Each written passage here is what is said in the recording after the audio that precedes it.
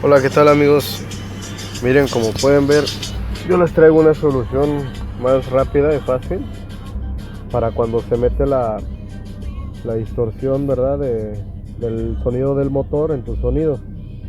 Yo chequé tutoriales y vi varios videos donde decían que había que ponerle un alambre, algo así como este, para que esto para que esto hiciera como algún tipo de interferencia y no se metiera el ruido, ¿verdad?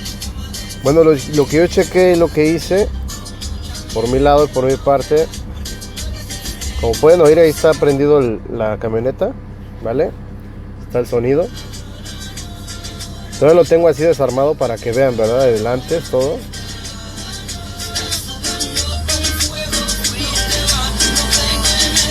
Como pueden ver ahí, no se oye absolutamente nada, ¿vale?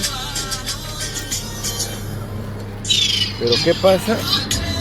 Como pueden ver aquí abajo, a ver si se alcanza a ver, este es el amplificador de medios para voces que yo puse. ¿Y qué pasó? Lo que hice fue esto, a ver si se puede ver. Fue cambiar, ¿vale? El tipo de plugas, cambiarlos. Ajá. Ya que ahí abajo dice input y output, ¿vale? Igual allá atrás del estéreo debe decir lo mismo.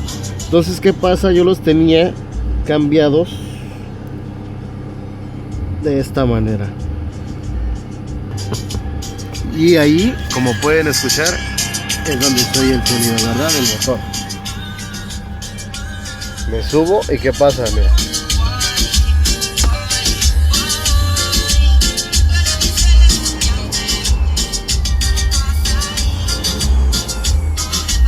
Ahí se ve el sonido de interferencia y distorsión, ¿verdad?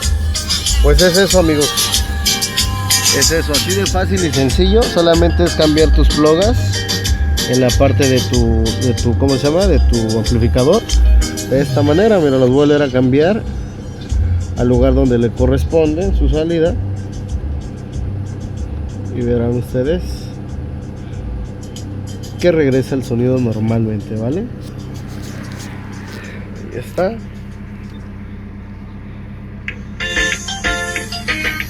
Ahí.